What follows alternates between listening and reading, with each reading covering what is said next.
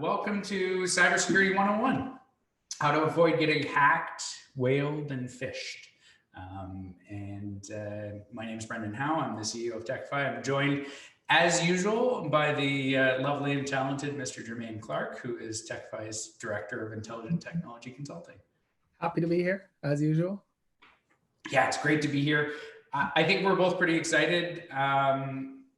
We were talking about this earlier today in our prep session, that I actually think that this is going to be the best webinar. I'm going to call it. I'm going to call my shot. This is going to be the best webinar we've ever done. All right. Well, now we've got something to live up to. So here comes the hype. Yeah. So there's full on hype. So here's what I'm going to do. I'm going to share my screen, and we're going to get going here. Just a bit of housekeeping for those that have been to our webinars before. You will know that what we do in these webinars is we aim to do about 30 minutes of content. We've all been in webinars that are 30 minutes of content stretched over an hour of your time. That's not our goal. Our goal here with these webinars is get you in, get you out. I know everybody's overly zoomed, Teams out, that sort of stuff. So we want to get the content across, be super valuable, give you some stuff that you can use. And we stay on for questions at the end. So pop questions into the Q&A pane. Any questions as we go through this. I see there's already some stuff that's popping up there, which is great. We had some questions that were emailed in, some of which we'll answer in the presentation, some of which we'll answer as we go along. And we'll just stay on as long as people want us to answer questions. There's a lot of content, a lot of stuff that we're going to go through. This is an important topic, very timely topic. We'll get rolling. So these webinars happen the third Wednesday of every month. And we were thinking, are we going to take summer off? But we decided we're going to do an Ask Us Anything webinar this summer. So we got a bit of a theme going. We want to give people an opportunity to lower their stress, their tech stress this summer. So Jermaine, if somebody wants to ask us questions, what kind of questions might they ask us? Some that we've seen already in the past, and what we're probably expecting over the summer is, is a firewall and antivirus enough to protect my environment and my workforce? How am I going to save that 4 hours a week with Microsoft applications and building efficiency? Or, something around the lines of, where are you going for summer? Are you going to be staycationing at home, or are you on a patio? Right. So there's all kinds of things that we can expect, and hopefully we'll keep it light and people will bring some fun questions in as well. Yeah. So we'll go with like a combination of fun and a combination of tech. All right. Now to the meat of our presentation. So ladies and gentlemen, we are under attack. Every minute, every hour, every day, we're under attack by a $1 trillion industry. We have hackers all over the world, organized crime, state-sponsored, and I think we're all seeing it. We're all seeing it in our businesses, right? Like our staff are forwarding us notes and saying, hey, is this you? We're seeing text messages coming in. We're seeing all these phishing attacks. We're seeing, if you look at the firewall in your office, you'll see this kind of constant barrage of automated attempts to log in. So in this environment of being under attack, we also have this other environment that's emerged over the last year and a half where all sorts of our staff are working from home. And so they're working from outside the corporate firewall. They're working in many cases in a less focused way, right? We've got kids at home doing remote learning. Daycare is closed for periods of time. People not comfortable sending their kids out to daycares or schools or that sort of thing. So we have all sorts of distractions. Jermaine, you have a kid at home. I got a couple kids at home. I know we've all gone through this. It's a bit of a challenge. Definitely. Yeah. And it's going to continue to be a challenge, especially too, if you decide to, in the summer, you want to actually spend some time outdoors with your kids as well. That flexibility, the working and paying attention to what you're doing every single minute of the day you're going to have to pay some more attention to your kids as well. So with that in mind, you want to make sure that your security sense, or spidey sense, if you want to take it that way, is tingling every time something comes in for you to click on, right? So you got to keep that going. Yeah. And this isn't going to go away. Like we've heard a lot of people are looking at the fall and saying, okay, we're probably going to transition into some sort of hybrid, or we're going to give people more ability to work from home. It's hard to take it back once you've given that. So this concern is definitely, it's not going away. Some information that's come out recently, Acronis, which is a backup and security vendor, came out with a report last week that we've been going through, and Jermaine and I spent some time on. One of the things that was in the report, 31% of global companies are attacked by cyber criminals at least once a day. So that's that, we're constantly under attack. PricewaterhouseCoopers, PwC, just released their 2021 CEO survey. 71% of CEOs are extremely concerned about cybersecurity threats. So that concern, and we're seeing it in the registration for this webinar. We're seeing it across our client base.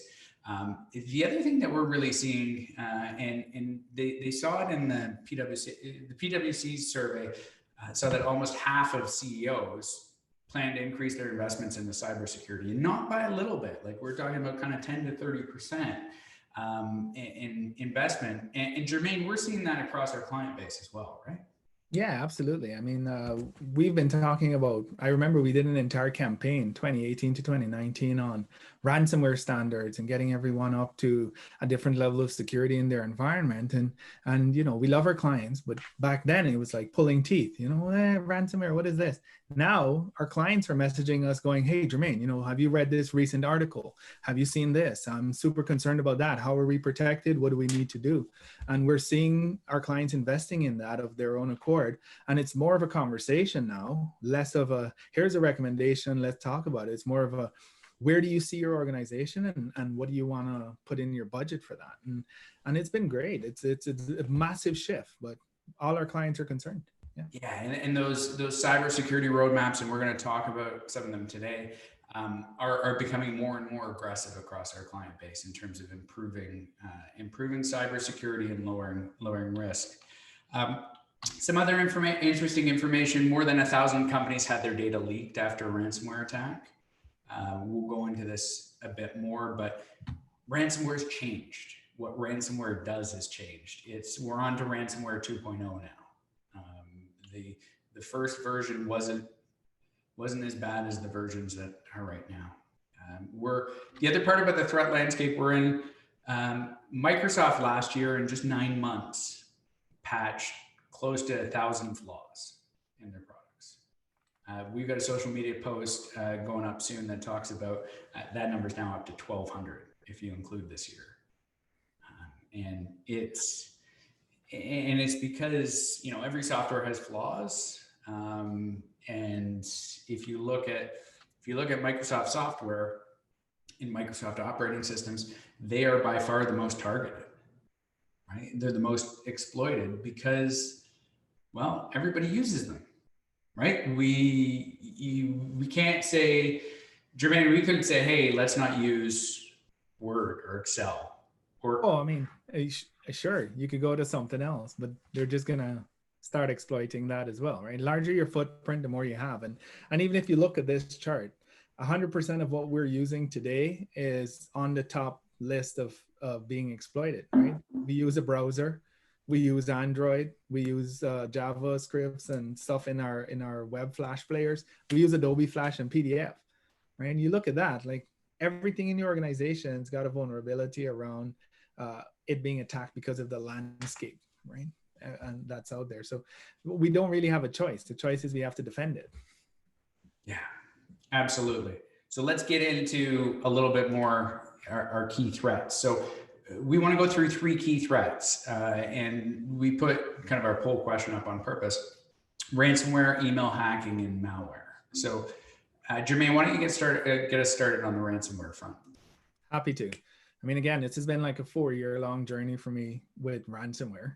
I remember the first conversations we had. We did a few client direct client webinars and things early on in 2018 and into 2019, and even before that we did all the planning around it. And ransomware these days now, it's $1 trillion organization, like Brendan mentioned earlier. And when you look at that, it's not previously in the past, oh, your disk has been encrypted, pay your ransom, here's, you know, $500 or 1 Bitcoin, you move on with your life and you get your stuff back. But now ransomware is not just encrypting anymore. It's deleting data, it's removing your backups, and now it's extracting stuff that they want. So it's a 3-pronged approach. I'm going to lock this up. First, I'm going to copy a bunch of your sensitive data. And then if you don't pay, that's fine. I'll just sell the data online anyway. And even if you do pay, I'm probably still going to sell it online because I'm a criminal. I'm not like here to make your day any better. And with that, I mean, if you look at it, lots of the reports coming out, one recently published by Coalition, they say that they're one of the largest providers of cyber insurance in North America. And 41% of their payouts in 2020, the first half of 2020. So if you think, you know, COVID hit, all of a sudden there are all these additional exploits and everything. And by halfway through 2020, 41% of their claims that were filed for the entire company was on ransomware exposure. That's crazy. It's nuts. And like, if you're a criminal, you don't need to rob banks or rob houses anymore. Right. It's ransomware. No more Billy the Kid.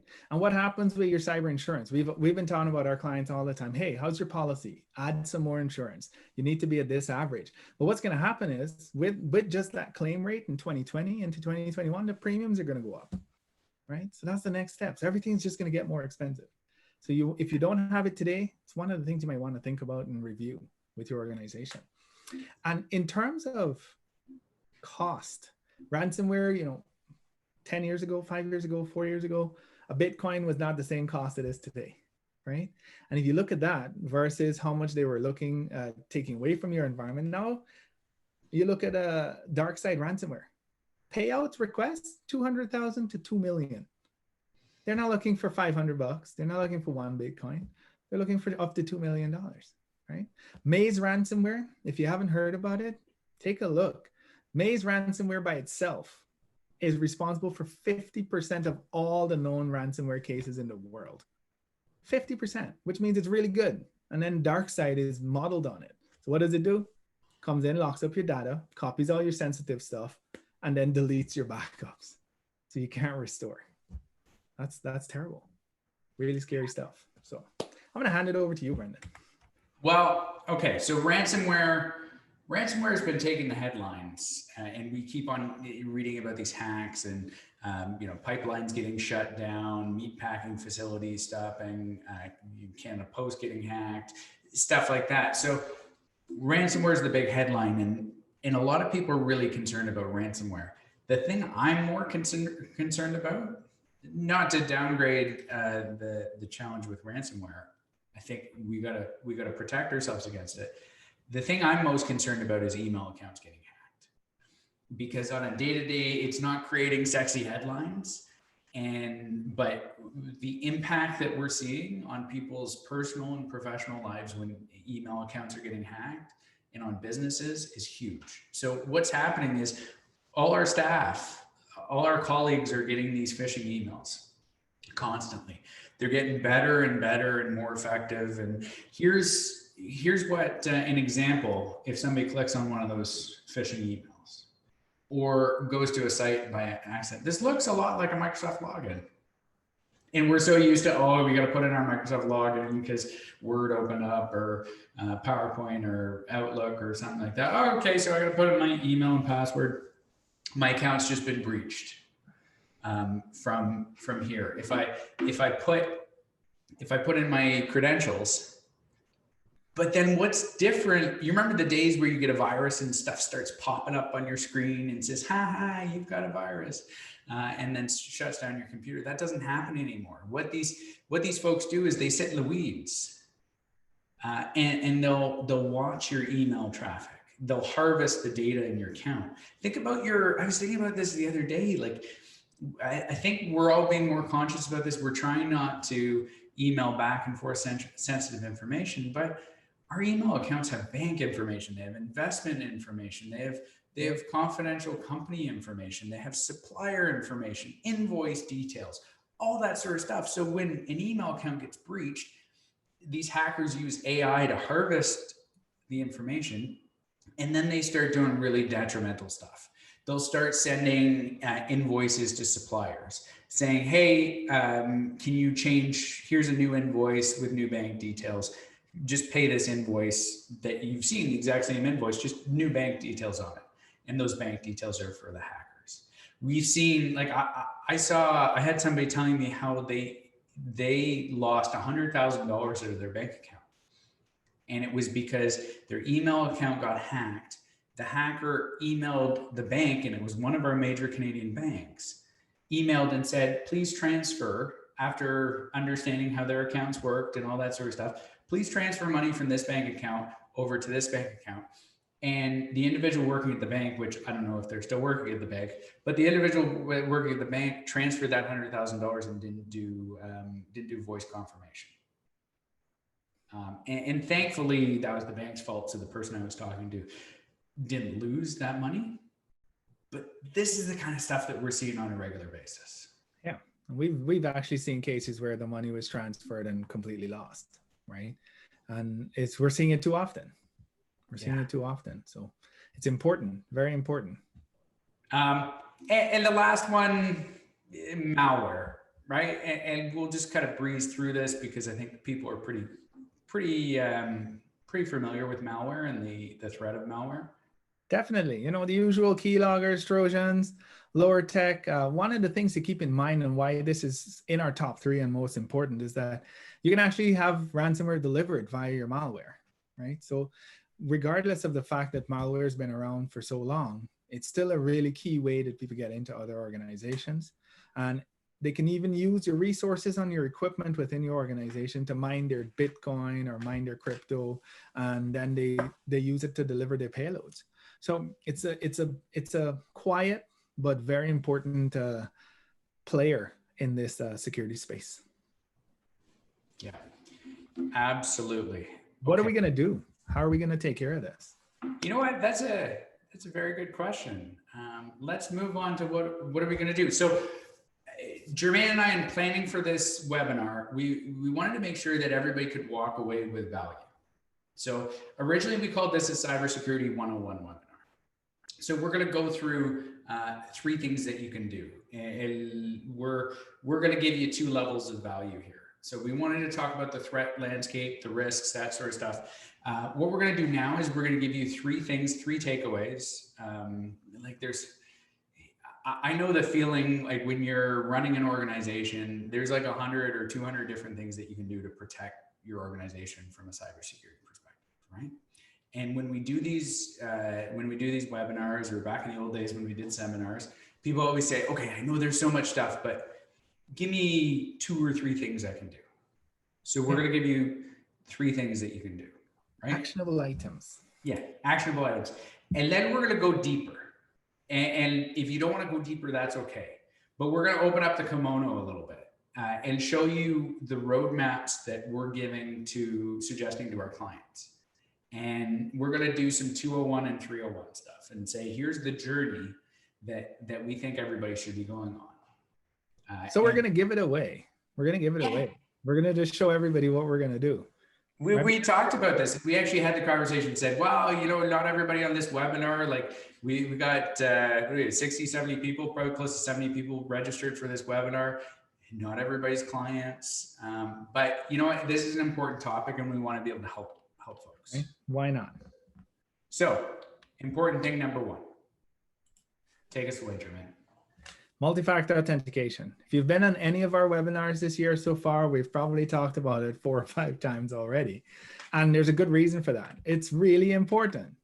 It's one of the quickest, fastest, right in front of you things you can do to make your environment that much more secure in the cloud space, online, your computer, your internet connection, stuff related to your physical machine and your email. It's something you can do really quickly, right? It's been around for a long time. Everybody's used it in the past. right? I'll tell you a little bit about how it works, but you've done it so many times you probably already know. You take your credit card, you go somewhere, if it's above $200 or $300, you need to put your PIN in and sign or something because they need to confirm. You can't just tap over a certain price amount and so on, right? Because they need to confirm using an additional authentication method to ensure you're you, right? You must know the PIN. So how it works is, and again, with credit cards and the like, the same thing applies to your computers, same thing applies to your email accounts. It's something you know, so your email password, your email address and password, something you have physically on you. So it could be your mobile phone, it could be a physical token that you tap or put next to, like how you use to enter a building or otherwise, but it's a token that you have with you. And then there's something that you are. So, if you're a Windows person and you use Windows Hello, takes a map of your face. You can't put somebody's picture in front of it because it sees right into your face past the picture and it knows it's not you or it knows it's you. So that's super important. Your fingerprint can work as a biometric as well. And that's important. They've been using retinal scans and things like that all over the place. They've made it, and it's super easy to get it sorted out and set up for your environment. Because, there's a statistic out there, Brendan. Why don't you remind me and everybody about it? So Microsoft has data, which always blows me away. With multi-factor authentication, if you implement that, you can eliminate 99.9% of hacker attacks. Yeah, because they'll come and they'll see you've got one thing more than the other guy, and they're not going to bother with you. They're going to go somewhere else, right? So okay. It works. So that's where we're going to start. 101, if you don't have MFA in place, that should be the major takeaway from this. Get MFA in place. Full stop. Done. Okay. Number 2, here's what we want to do. Number 2, get your Microsoft security score above, Microsoft Secure Score above 80%. So let me tell you, give the background of what Microsoft Secure Score is. So we've all moved, so many companies have moved data, services, all sorts of stuff into the Microsoft cloud, whether it's Azure, Microsoft 365, email, SharePoint, Teams. You've got a boatload of stuff and a boatload of really sensitive information. And a lot of that's happened really fast over the last year and a bit, right? As we've moved to working remote or kind of a combination and stuff like that. So what Microsoft did is they came up with a cybersecurity score, one number. They know a lot of us running businesses, or probably all of us running businesses, and working in businesses, we just don't have the time to be spending gobs and gobs of time trying to figure out, okay, what are the different things we should do and that sort of stuff. So they've come up with a secure score that you can look at. And if you look at once a month and just see where you are, it's just one number. And we're suggesting to get it above 80% will dramatically lower your risk. So if you look at this score, and here's a screenshot of what it looks like in the back end of the Microsoft portal. But if you look at this score and you can look at where you are against best practices, where you are against other people or other businesses, similar businesses, and you can make those adjustments, and you can put together a bit of a plan, which is number 3 that Jermaine's going to talk about. And it's important, right? There isn't anything that you're going to do and be successful at that in most cases doesn't require some form of planning, right?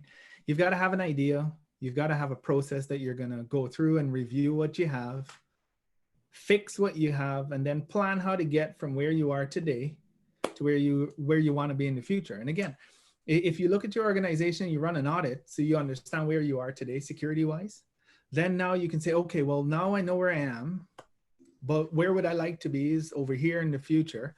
And I need to do the things in between and plan the tactics to get from point A to point B. And then once I get to the place I'd like to be, I got to audit my environment again and start again, because the threat landscape's not going to wait for you. Okay. It's $1 trillion organization around the world, $1 trillion business, where people are going through and doing ransomware and hacking and spear phishing and whaling. You have to go through and keep doing that, right? And you've got to have a good plan in place. And when you think about it, so we've got 1, you do MFA. 2, you get your secure score up online so that you can manage that security and lower your risk. And 3, you have to have a plan about what you're going to do and how you're going to do it from today onwards, right? Yeah, and that's really important. It's like our favorite word is process, right? Like, because process, it can accomplish so much. Like, we look at accounting processes. So we put in place a month end, a quarter end, a year end process, and they're very diligent processes, detailed, consistent. Yeah. And so many companies do not have those diligent, detailed, consistent processes on the IT side of things. But once you get those processes in place, where you're continually looking at things, audit, review, align, build a roadmap, it has a fantastic impact. It dramatically lowers your risk. Absolutely. And the end all be all here, this is something you may have heard of before or otherwise, but the level you're looking at in your organization has to be zero trust, right? Zero trust. And what does that mean? It's not zero trust for your employees. You want to trust your employees, right? But zero trust means you're assuming a breach is imminent. Always assume that somebody's attacking you and trying to breach your organization. And then with that in mind, your sense of mode that you're going to be in for your cybersecurity presence is plan to defend your company. Yeah, the other thing I would say, and then I'm going to move into the last part of what we're going to show you today, which is getting into the more advanced stuff and what a really good roadmap looks like. And I have zero trust for the old way of security. I have zero trust for on-premise servers managing access for people when people's computers are at home and all over the place. I have zero trust for firewalls and antivirus. We hear that a lot. People are like, well, I replaced my firewall and my antivirus. You can't stop there. No, you can't stop there. And so you need to have a really strong roadmap. So here's what we've done for folks is we've distilled this down into 4 levels, right? Because again, this is a super complex thing. There's so many moving parts. And the biggest challenge, if you can take something really complex and simplify it. So we have 4 different levels of security, right? And so we're going to go through those 4 different levels now. And the idea here is if you're at level 1, you know you're at level 1. Level one's basic, right? If you're at level 1, you want to get to level 2. If you're at level 2, you want to get to level 3. And if you're at level 3, maybe you want to get to level 4. It's sort of like if you thought about security in your house. Level 1 is locking the door. Level 2, probably an alarm system and maybe some video cameras, maybe some monitoring. Level 3, you might have a dog. And level 4, you got the people protecting the property. You got full-time security guards on staff, right? Yeah, that's the way. Same with your network security. So Jermaine, why don't you take us through level 1? Yeah, so level 1, again, it's not basic, it's foundational, right? I like to say that you've got to have something to build on. These are the bare necessities that you must have if you're going to survive, okay? Physical security on site, lock your server in a cabinet, have antivirus, multi-factor authentication in place. Yeah, it's level 1, right? It's the first thing you can do in that foundation to make sure you're protected. Patching and updates are on a repeatable cycle. Good backup and disaster recovery, not just backup and restore, disaster recovery. How do you bring your business back in an agile, mobile way to get you back up and running within the shortest time frame so that you don't lose too much business over time? Cybersecurity insurance policy. We talked a little bit about this. Very important. The average payout from a breach, depending on size of company, average small to medium-sized business, $1 million, right? So you need to have good cybersecurity insurance in place. And then train your staff. It's no point in having all the security and everything when nobody bothers to lock the door, right? You have to train your staff and make sure that everybody knows what's in place and how they should be protecting themselves when they're in your environment. And we can go into this a little bit more in the Q&A session. We've got some questions about training your staff. Like some people will look at it and say, well, I just need to train my staff. Like some IT folks will kind of look at it and say, just train your people. They're the ones that are going to cause the problem. It's a piece, right? If you do phishing simulations, you can see who's going to click on the link. And you can, if you accompany that with training, you can monitor who's taking the training and who's not.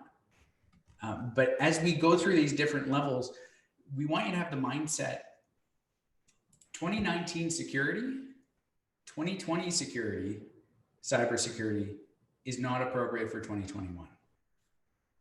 Things have changed dramatically. Where everything is changed dramatically. So this level 1, maybe this was level 2 or level 3 stuff a year or 2 ago. Now it's level 1 stuff. Level 2, getting your Azure Active Directory in place. So right now, if you were to authenticate on premise and you're working remotely, you'd use a VPN. Sign in with a VPN. Most of our clients know how we feel about VPN. We're trying to put it into existence, out of existence, like the dodo. Mobile device management, SharePoint for secure sharing, and having analytics based on your tenant. The more you use it, the more analytics comes out. So it does actually matter how long you've been in the cloud space, so that your secure score will reflect, because it's how your environment's configured over time. Okay. So as an example, if you recently moved to the cloud, you're probably most likely going to have a lower secure score, because it's now collecting analytics data on how your team and your services and everything are funneling through your environment and through your PCs and everything. And as you go over time, those things are your secure score is going to bump up. So it's not you turn everything on and all of a sudden you're 100%. But as you work through the process, you'll see that over time, as the analytics are gathered, how people are being attacked, how people are being phished, how people are responding to that, how they're using the tokens and everything, you'll see that score increase, because the things are in place to avoid.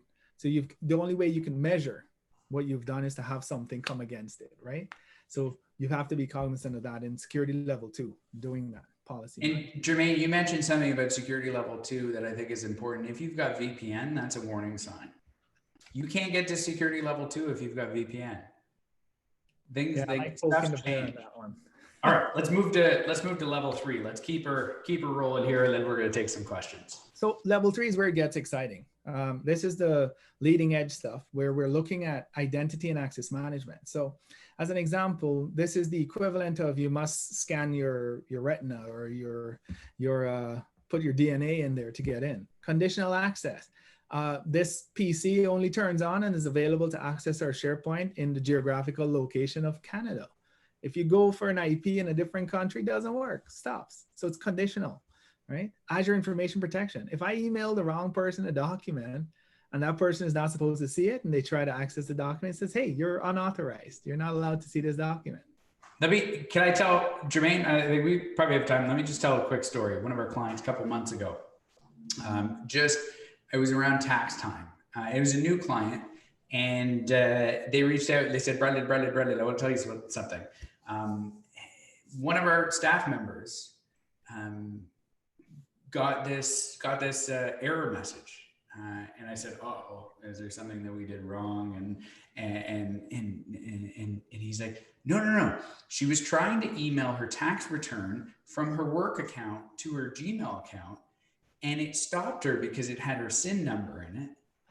And you guys set up security so people can't email personal information. It was fantastic. This is the coolest thing." And I wanted to use that example because it's an example of the type of policies that you can put in place that you're not just relying on training your staff. And then the last part of that, which I don't want us to pass over, is looking at the Cybersecurity Canada compliance. This is important. It was launched by our provincial government to have that set up so that you can actually have a compliance strategy in place that meets the requirements for the province, right? And that's something that's important. And it's, if you want to be, again, like, well, we're going to apply the principles based on that, but you can also be a certified organization that's cybersecure. Yeah, my theory here, because so many of us small and medium-sized businesses are being asked by the banks, by suppliers, and that sort of stuff to verify what kind of security processes we have in place. I think people are going to see this more and more, and you can get a Cybersecurity Canada kind of trust mark or certification that you can just answer and say, yeah, we're Cybersecurity Canada certified. Perfect. And what the government's trying to do is kind of create that as sort of just a national standard, right? And here's what kind of proves that, that we've got a good setup. Okay, so let's briefly go through level 4 and then we'll get on to some questions. Yeah, and level 4 is, again, for the companies that require it. When you hit level 4, you're looking for the minute by minute, second by second monitoring with someone checking your environment daily and providing you feedback for monitoring and threat exposition at any point in time and mitigating in real time. This is the top tier. This is your working, and your entire environment is so sensitive. You need to make sure that there isn't a single thing that's out of alignment there. And you want to be able to manage that environment. And a SIM SOC or with AI intrusion protection, so security information and event management is a SIM. So you get information and you can manage your events, and it's real-time monitoring up to the second. And then security operations center, people behind that monitoring to ensure mitigation practices are being put in place as soon as something is detected. All right, so let me just wrap it up. You have level 1, level 2, level 3, level 4. We want to move along that security journey. We want to put in place a process where we're constantly looking at, okay, what's next? What's our Q1 initiative? What's our Q2 initiative? What's our Q3? What's the budget that we need from that? And we just want to continually lower that risk. We want to be nimble. We want to be looking at things against best practices. And that's how we're going to have a dramatic effect. So you don't, as a CEO, as a director of finance, as a member of a team, member of an IT committee, you don't need to know the 200 best practices security-wise. You need to know, we need to have a process. We need to be constantly improving an audit, review, align roadmap. And here's an example of the roadmap. So you will get, when you leave our webinar today, you'll have a pop-up that will ask a survey, something new we're doing, get a little bit more feedback from people in our webinar. Please take a minute and fill out a quick survey. It should pop up on your browser. You'll also get it emailed to you afterwards. Reminder, July 21st at 1 p.m., ask us anything, how to lower your technology stress this summer. And Jermaine and I are going to get on to answering some questions now. I'm going to stop sharing the screen and pull up the Q&A here. And Great. Holy cow, we got a lot of questions. Here's, I'm going to start with this one. I like this question. Jermaine, is it possible to sweep your system to see what's in the weeds, assuming you're currently level 1? How do you know if your system's already compromised? I think we've got a bit of a story that we can tell with this one. Yeah, I mean, absolutely. What you do is the initial audit, when you work with, well, from our perspective, when you work with us as a client, we have an audit and review process, which we call our Techify best practices standards review. When you get onboarded with our organization, the first thing we do is we go and we look at your entire organization and do that audit to see what's going on in your environment. Where are you based on our technology roadmap, our productivity roadmap, and our security roadmap? And when we take a look at those and we see where you're at, we tell you at that point, hey, this is where you're at. Yes, your environment's, level 1 here, level 2 there, level 3 here. And in order to bring your environment up from there, we'll be able to say, well, here are the things we suggest you put in place. Now, in terms of knowing whether or not your system's already compromised, when we go through that list of 350 or so review standards in that audit process, that's where we would see that. We would see that, as an example, we had a client that came on board with us a few months back, and we were going through the audit process in their onboarding, and we found that their environment had been breached almost a year and a half earlier, and the exploiters were still in the environment, sending emails to distinct locations outside of the geographical North American area. And we're like, hey. Yeah, let me give a little bit more color to that. It was 2 people in the accounting department, and all of their emails were being forwarded to Russia.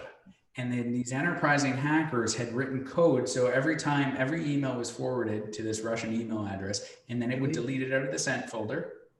And then if there was ever a bounce back, it would delete the bounce back emails too. So they were sitting in the weeds.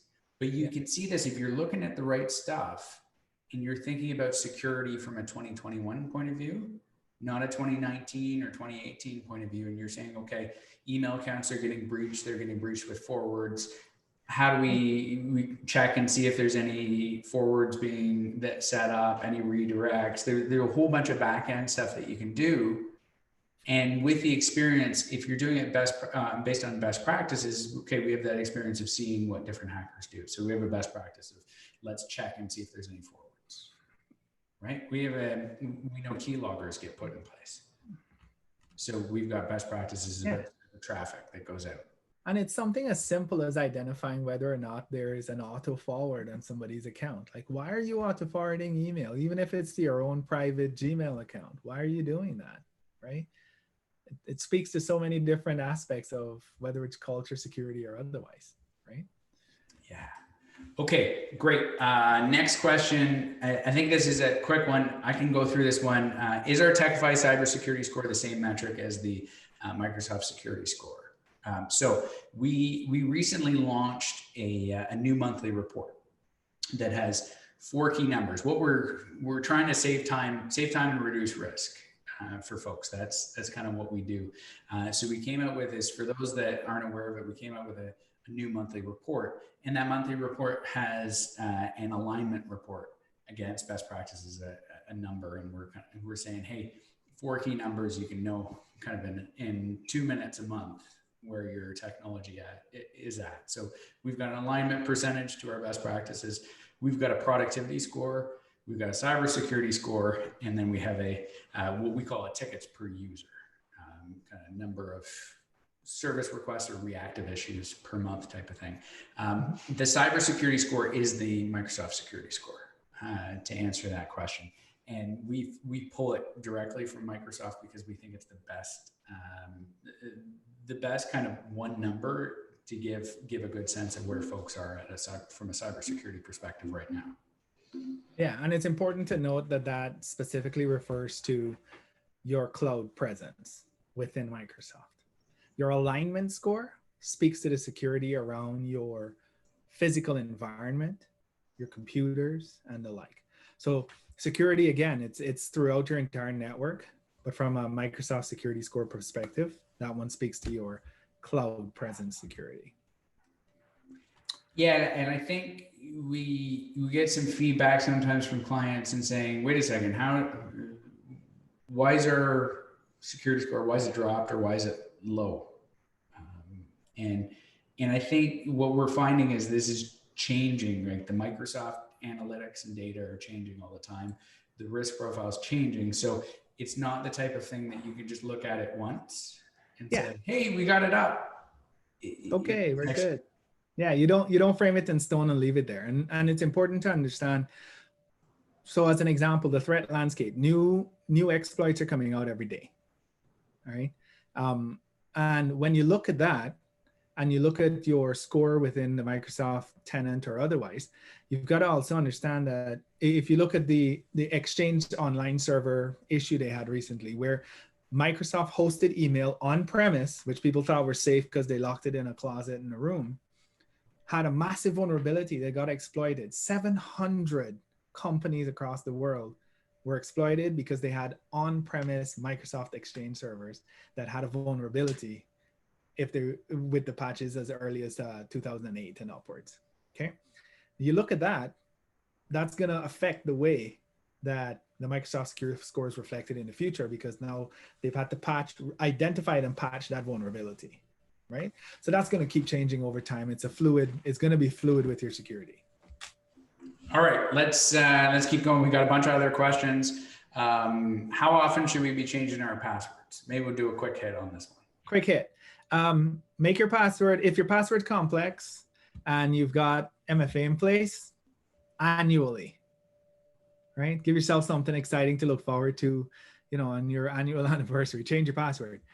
Realistically, in the future, what we would want to see is your security is at the place where you have passwordless entry, right? You're utilizing a physical token, your mobile phone or something. You get near your computer and your computer sees your face and knows your phone is next to it. it'll open up. You don't need to have a password anymore, right?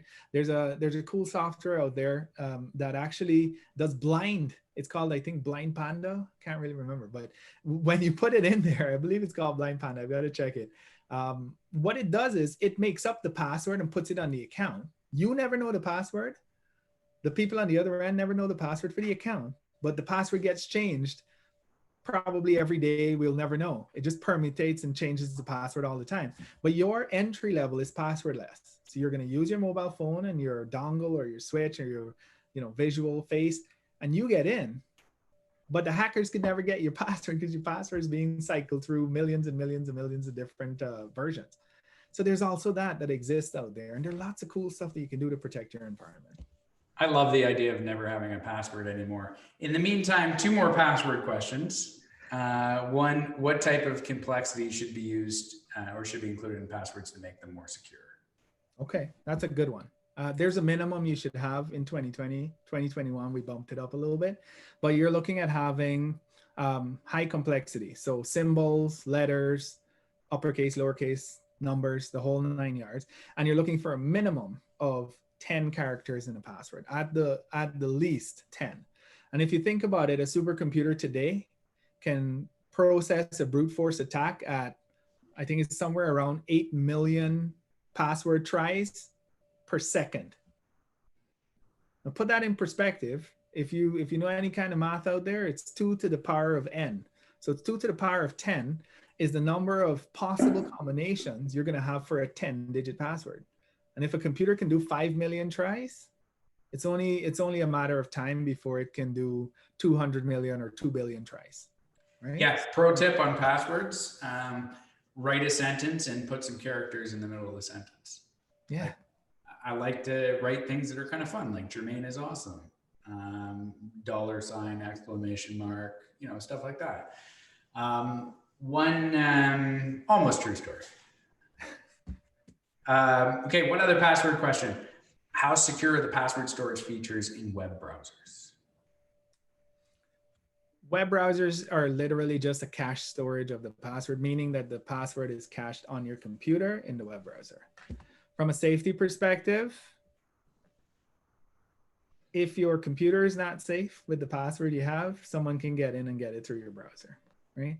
And from a phishing perspective, if you type a single password in, people can actually go into your use your browser to reset other passwords by having that one password, if you ever give away a single password. So from a security perspective, it's neither here nor there, because it's just something being stored in your computer history. Okay. So security of those passwords depends on the security of the computer. What happens when a firm gets hacked? Are there different levels of being hacked that folks can be prepared for? What should people do if they get hacked? Okay, so what should you do if you get hacked? You should follow the disaster recovery process you have written down. I need to call the 3 owners. I need to have my 2 technical staff. I need to call Techify. Everybody needs to know the breach has happened. We need to stop the breach, and we need to plan remediation activities. And then we need to provide communications to all of the people that may have been in receipt of that breach or may have been exposed due to that breach. So in short, you need to have a plan prior to, how do I handle a breach? Zero trust, assume you're going to be breached and have a plan in place to do that. And then have an awesome disaster recovery process and backup in place.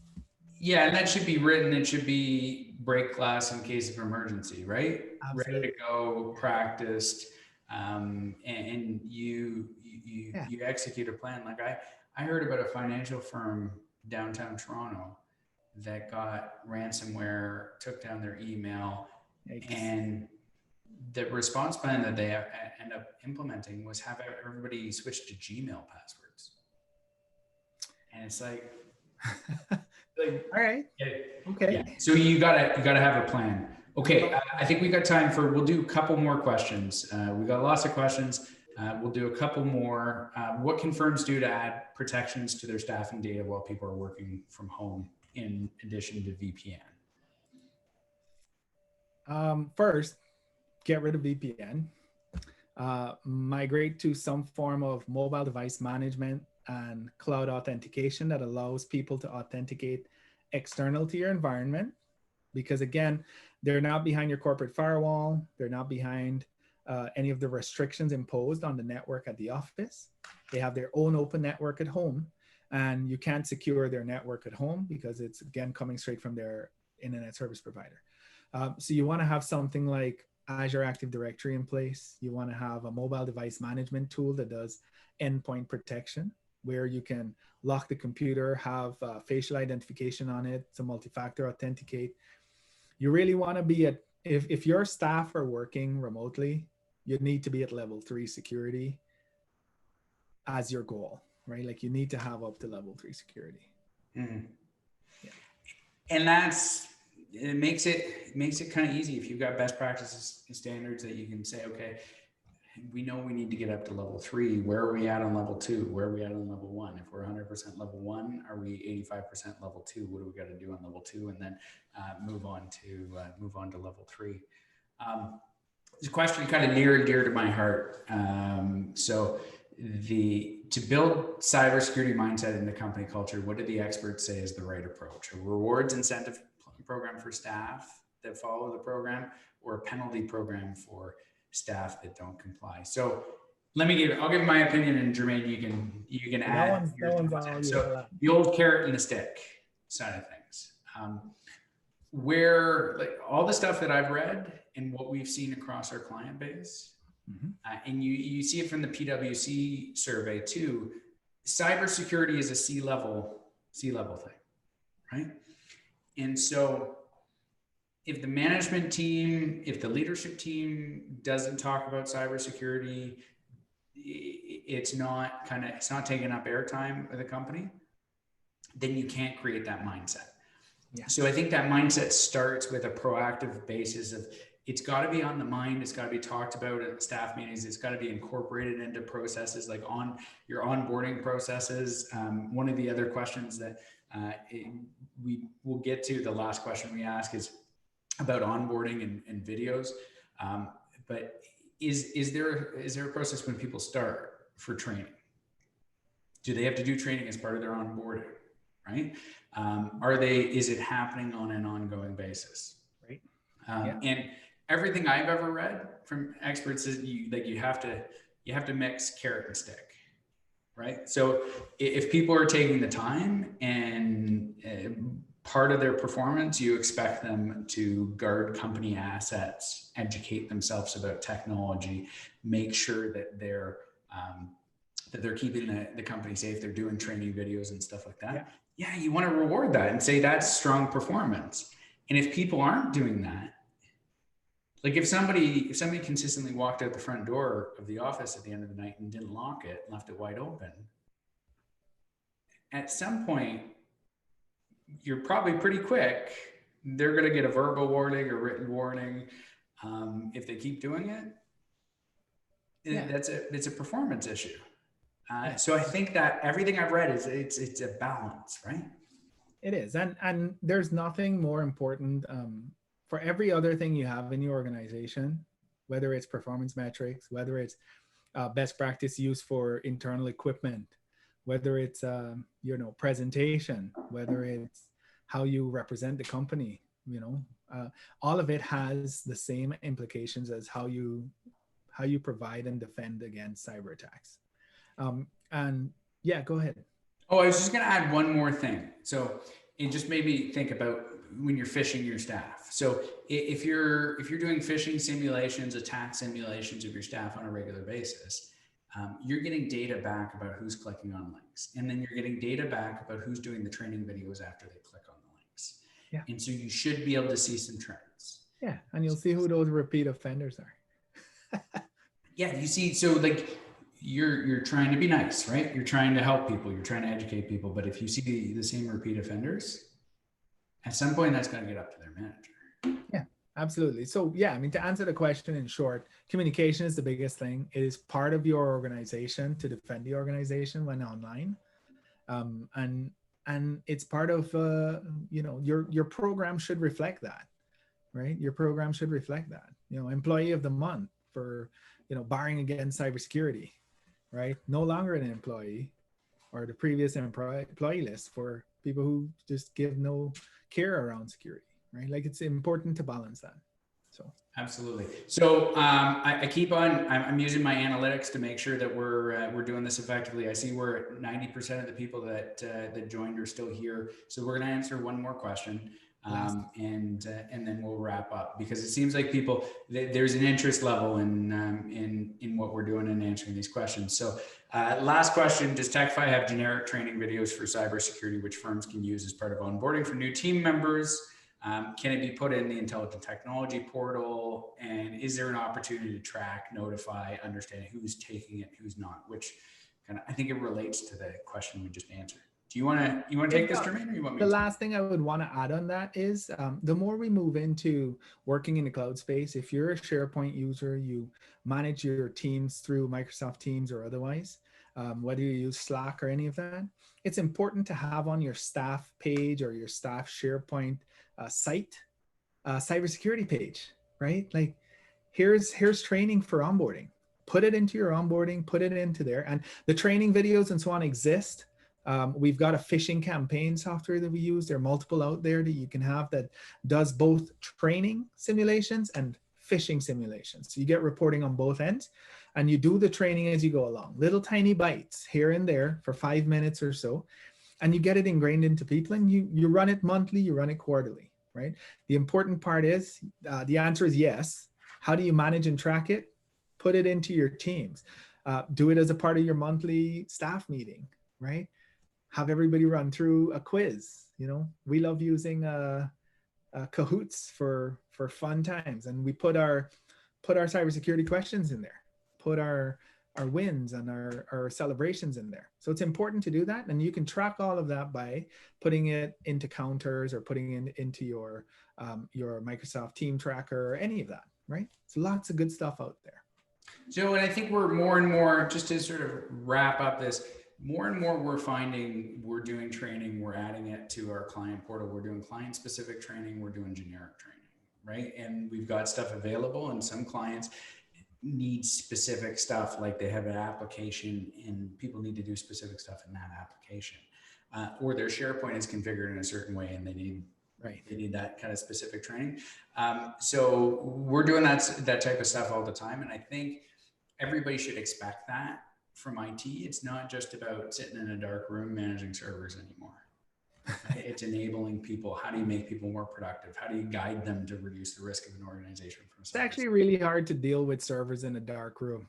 I don't know where that came from. Like, you need the lights on to see what you're doing. So no, it sounds good.